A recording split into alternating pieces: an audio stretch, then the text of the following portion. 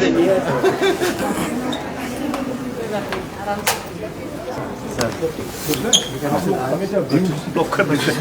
Message देना चाहेंगे आप पब्लिक को आज के दिन?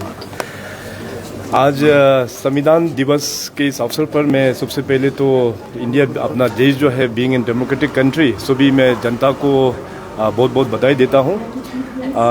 26 जनवरी 1949 को ये संविधान जो है अपना पार्लियामेंट में पास हुआ है और तब से लेके इस संविधान का गाइडेंस का मुताबिक हमारा पूरा जनता को जो राइट्स के बारे में अपना अपना फंडामेंटल राइट्स और ड्यूटीज़ के बारे में इसका जो कानून है उसको बना के लोगों को जस्टिस मिल रहा है। मैं साथ ही साथ Narendra Modi honourable prime minister साहब को भी धन्यवाद देता हूं क्योंकि 2 साल पहले 26 नवंबर को कॉन्स्टिट्यूशन डे मनाना है बोल के ये इनिशिएटिव माननीय पीएम साहब ने शुरुआत किया है। हम सबको पता है कि डेमोक्रेसी में कॉन्स्टिट्यूशन जो होता है वो हमारा बैकबोन होता है। जो भी कार्य करना होता है एज पर कॉन्स्टिट्यूशन उसका मुताबिक हम सबको काम करना होता है। तो इसका पहचान और लोगों में इसका जागरूकता माननीय पीएम साहब ने 2 साल पहले दिया है। और साथ ही साथ मैं अपने ऑनरेबल स्पीकर साहब डिप्टी स्पीकर साहब को भी बहुत कॉन्ग्रेचुलेट करना चाहेगा। इस बार का जो कॉन्स्टिट्यूशन डे जो है ऑलमोस्ट मंथ लॉन्ग उन्होंने यहाँ पे आयोजन किया है। इसमें वेरियस एक्टिविटीज़ ऐसे राइटिंग डिबेट और वुमेन एम्पावरमेंट के बारे में, मेंटल हेल्थ के बारे में और बहुत सारा यूनिवर्सिटीज़ और आरजीयू को भी जुड़ा, बहुत सारा स्टूडेंट्स को भी जुड़ा, महिला लोगों को भी जोड़ते हुए इन लोगों को एम्पावर्ड किस प्रकार से करना चाहिए और कॉन्स्टिट्यूशन के बारे में लोगों को जानकारी देने का बहुत सारा चीज़ यहाँ पे ऑनरेबल स्पीकर साहब का इनिशिएटिव से हुआ है। Sir, out of 60 MLA only 4 MLA women जो पार्टिसिपेशन है, तो ये इस चीज़ के लिए कल सिंपोजियम भी हुआ, तो आप क्या कहेंगे क्योंकि ओनली 4 एमएलए विधायक हैं वुमेन से, उनको भी आगे आना चाहिए? मैं कल का प्रोग्राम जो है क्योंकि सोशल मीडिया में चल रहा था तो इवनिंग को मैंने रिकॉर्डेड वर्जन को देखा and I have seen that function. मैं अप्रिशिएट करेंगे जितने भी जो पैनलिस्ट था और काफ़ी अच्छा उन लोगों ने पार्टिसिपेशन किया है। क्वेश्चन आंसर्स का सेशन भी हमने देखा है। अपना ट्राइबल सोसाइटी में वुमेन्स जो है बहुत इंपॉर्टेंट रोल प्ले करता है और उन लोगों को एम्पावर्ड करने के लिए जिम्मेदारी हम सबका बनता है। पॉलिटिकली पंचायती राज सिस्टम में 33% का जो रिजर्वेशन है उसमें ऑलरेडी हम लोग ने उसको इम्प्लीमेंट कर दिया है and I am very happy to share कि पंचायती में मोर देन 33% अराउंड 50% जो है वो हमारा वुमेन रिप्रेजेंटेटिव है। डेफिनेटली आने वाला दिनों में भी हम भी चाहेंगे कि अपना जो विधानसभा में भी वुमेन्स का पार्टिसिपेशन और भी होना चाहिए और इसके लिए चर्चा जो है सिर्फ एक ही पॉलिटिकल पार्टी करने से भी नहीं होगा। अपना बाकी जितनी भी जो अरुणाचल प्रदेश में पॉलिटिकल पार्टीज हैं उसको भी करना चाहिए। अरुणाचल प्रदेश में अभी जो भी हमारा जो विधायक जो लेडीज़ जो है वो हमारा भारतीय जनता पार्टी का ही बिलोंग करते हैं एंड आई फील प्राउड। और आने वाला दिनों में भी डेफिनेटली इस मैटर को हम पार्टी में भी रखेंगे कि आने वाला दिनों में वुमेन को और भी हमारा लेजिस्लेटिव में किस प्रकार से जुड़ा जाए। Regarding the misuse of sir, आज जो freedom of expression and speech है सोशल मीडिया में जो आजकल चल रहा है कि एक दूसरे को अब्यूज़ करना और ये सब जो चल रहा है आजकल, ये जो स्पीच का फंडामेंटल राइट जो मिसयूज हो रहा है उसके बारे में आप क्या कहेंगे? देखिए, डेमोक्रेसी में अपने अपना जो फ्रीडम ऑफ स्पीच जो है वो अपना फंडामेंटल राइट है, वो होना चाहिए। फ्रीडम ऑफ स्पीच को लेकिन आपको किस हद तक मेंटेन करना ये भी आपको समझना बहुत ज़रूरी है। अभी फ्रीडम ऑफ स्पीच है बोल के आप पूरा आप आउट ऑफ वे जाके बहुत चीज़ आप बोल देंगे जो रिलेवेंट ही नहीं है, तो इस प्रकार का प्रैक्टिस भी नहीं होना चाहिए। तो मेरा तो यही कहना है कि आज मैंने स्पीच में भी हमने जिक्र किया कि कॉन्स्टिट्यूशन में हम लोगों का जो फंडामेंटल राइट्स के बारे में जो 6 पॉइंट्स है उसको भी मेंशन किया गया है और उससे भी दूसरा जो है फंडामेंटल ड्यूटीज़ वो 11 पॉइंट है।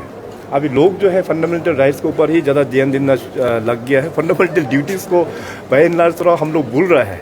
सो इस कॉन्स्टिट्यूशन डे में हम सबको फिर दोबारा हम लोगों को एक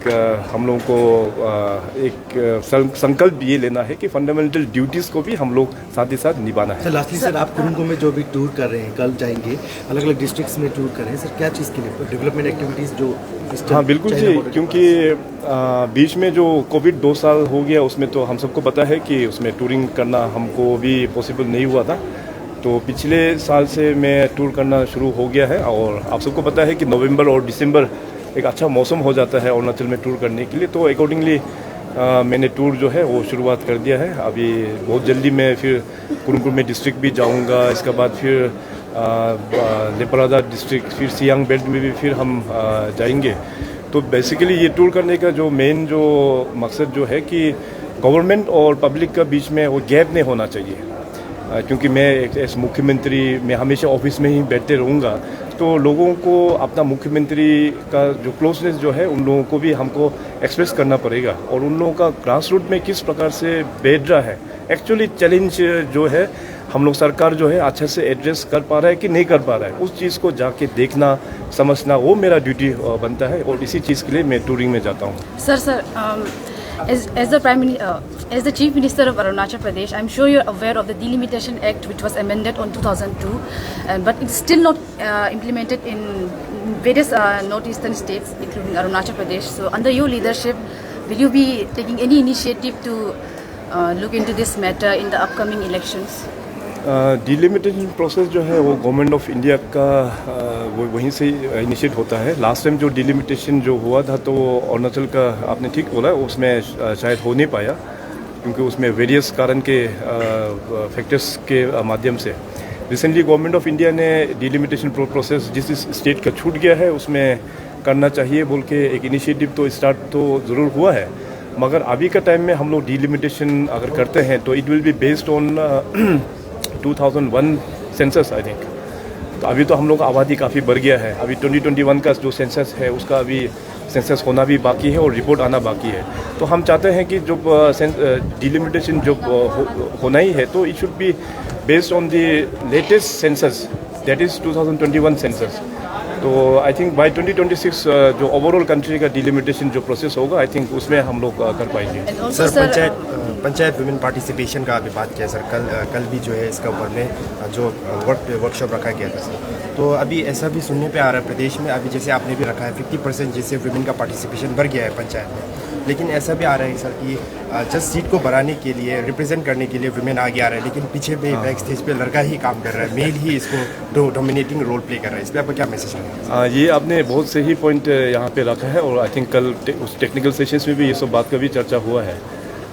तो इसे कहीं जगहों में कहीं डिस्ट्रिक्ट में हमको भी देखने को मिल रहा है कि रिजर्वेशन का नाम में औरत लोग तो आगे आ जाते हैं, मगर ऑफिस वगैरह और जो जिस प्रकार से उनको जो ग्राम सभा या ग्राम पंचायत जो बैठाना है उसमें जो है उनका हस्बैंड या कोई रिलेटिव कोई जेंट्स ही एक्टिव रोल लेता है, जबकि ऐसा होना नहीं चाहिए। We are talking about women empowerment.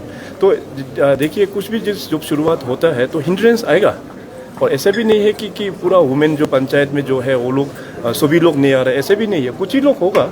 तो हम लोग जब नया चीज़ शुरुआत होता है तो थोड़ा सा हर्डल होगा, आने वाला दिनों में डेफिनेटली ये भी सॉल्व हो जाएगी। Sir, as you mentioned in your speech about PMGSY, so many people, like many villagers, are complaining that the road is not constructed according to the DPR guidelines. So, what would be your say in that? PMGSY process जो है वो scheme से सबसे पहले तो हमारा अरुणाचल का जनता को बहुत बेनिफिट मिला है। जहाँ जहाँ अनकनेक्टेड है वहाँ पे अभी रोड पहुँच गया है। अभी बहुत ही जल्दी अभी PMGSY फेज़ 3 अभी सेंक्शन होने वाला है, उसका अंतर्गत भी अरुणाचल में बहुत सारा विलेज रोड्स फिर एड ऑन होंगे। अभी मेरा आपने जो सवाल उठा है क्वालिटी ऑफ वर्क के बारे में, मैं सभी मीडिया चैनल्स के माध्यम से अपना अरुणाचल के पब्लिक को ये बताना चाहेगा, नॉट ओनली इन PMGSY, बाकी जितने भी जो हमारा सरकारी जो काम चल रहा है उसमें अगर आपको किसी को भी लगे कि उस काम जो है एज़ पर डिज़ाइन ड्राइंग का मुताबिक स्पेसिफिकेशंस का मुताबिक नहीं हो रहा है तो आप इमीडिएटली जो एग्जीक्यूटिव डिपार्टमेंट को कंप्लेंट दर्ज कीजिए, कंसर्न मिनिस्टर को भी दर्ज कीजिए, और जिला प्रशासन है हर एक डिस्ट्रिक्ट में उनको भी आप दर्ज कीजिए। और साथ ही साथ नॉट ओनली दिस, अपना अपना ट्राइब्स का जो CVOs होता है वो लोग भी इस बात को उठाना चाहिए। सर, APBSC में जो अभी लगातार जो अरेस्ट हो रहे हैं, आप इसको अप्रिशिएट करें कि इन पे एक्शन लिया जाएगा? अभी लगातार अरेस्ट हो रहे हैं बहुत ज़्यादा लोगों को। हाँ, अभी मैटर जो अभी इन्वेस्टिगेशन में है, डेफिनेटली क्योंकि अरुणाचल से करप्शन को हटाने के लिए और कैश फॉर जॉब को हमको पूरा डिस्करेज करने के लिए हम तो जो भी ये जो रिपोर्ट जो सरकार में आएगा तो एज़ पर रूल हम तो स्ट्रिक्ट से स्ट्रिक्ट एक्शन हम लेंगे, ये पूरा अरुणाचल के जनता को मैं आश्वासन देता हूँ। धन्यवाद।